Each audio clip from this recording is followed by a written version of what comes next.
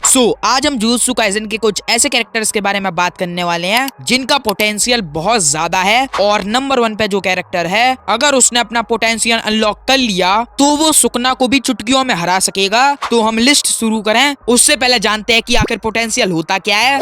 अगर किसी कैरेक्टर में पोटेंशियल है इसका मतलब उस पर जितना पोटेंशियल होगा वो उतना ही ताकतवर बन सकता है। और वो कैसे बनेगा उसके काफी सारे तरीके हैं, जैसे ड्रैगन बॉल में गुहान के पोटेंशियल को अनलॉक करने के लिए ओल्ड काय एक रिचुअल परफॉर्म करता है जिससे बाद में गुहान माजिन बू से भी ज्यादा ताकतवर हो जाता है। तो अब तो शायद तुम्हें पता लग ही गया होगा कि पोटेंशियल होता क्या है। तो चलो अब लिस्ट को शुरू करते हैं। वैसे तो नंबर 5 पे मैं मेगुमी को रखने वाला था, बट अभी मेगुमी ने अपने पोटेंशियल का बिल्कुल भी यूज नहीं करा है, इसीलिए मैंने उसको नंबर 5 पे नहीं रखा। और वैसे भी अब तो सुकना ने उसकी बॉडी पर कंट्रोल कर रखा है तो इसलिए हमको ये भी नहीं पता कि वो जिंदा है कि नहीं। तो नंबर 5 पे आता है हिगुरुमा, जिसने सुकना को एक काफी अच्छी फाइट दी थी और उसे डेथ पेनल्टी भी दिलवा दी थी, बट सुकना बच गया और उल्टा हिगुरुमा को ही सुकना ने कर दिया खत्म।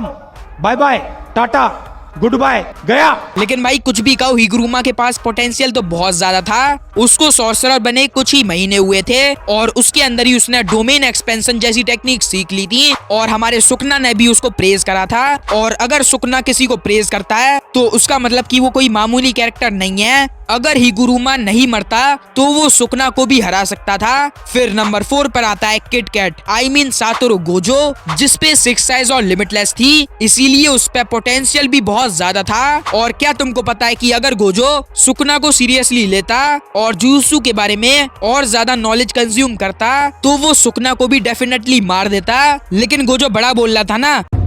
ज्यादा ताकतवर कौन है, आप या वो? देखो, अगर सुकुना को उसकी सारी ताकत मिल गई तो उससे लड़ना थोड़ा मुश्किल हो जाएगा। तो आप हार जाओगे? हो ही नहीं सकता। अपनी औकात में रहा करो, बेवकूफ कहीं के।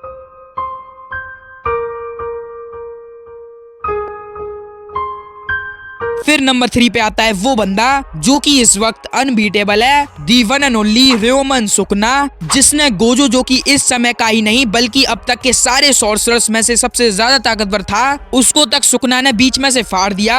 और तब सुकना ना ही अपनी ट्रू फॉर्म में था और ना ही उसके पास उसकी लास्ट फिंगर थी। लास्ट फिंगर तो वैसे अब भी नहीं है। भाई जुजुत्सु काइसेन में अगर कोई कैरेक्टर है जिसने अपने पोटेंशियल का सबसे ज्यादा और अच्छी तरीके से यूज करा है तो वो है रयोमन सुकना। अगर कोई कैरेक्टर है जो कि गोजो को मारने की पावर रखता है तो वो है रयोमन सुकना। अगर कोई है जो कि सारे ताकतवर सॉर्सरर्स को खून के आंसू रुला सकता है तो वो है रयोमन सुकना।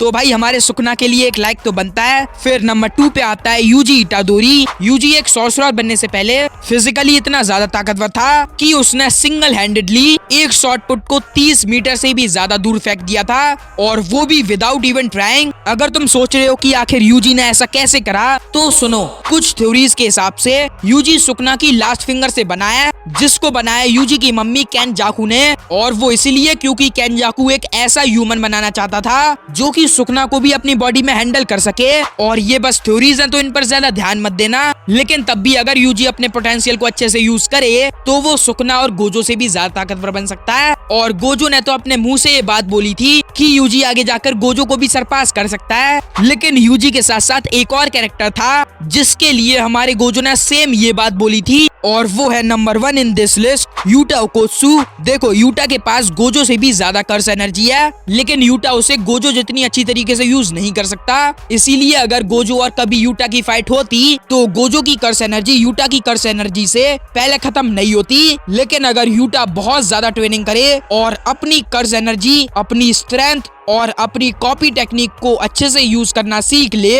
तो वो भी सुकना और गोजो से भी ज्यादा ताकतवर हो सकता है। और यहीं पर आज की लिस्ट खत्म। अगर तुमको ये वीडियो अच्छी लगी हो तो लाइक करना, चैनल पे नए हो तो सब्सक्राइब करना। मैं मिलता हूँ तुमको अगली वीडियो में, तब तक के लिए बाय।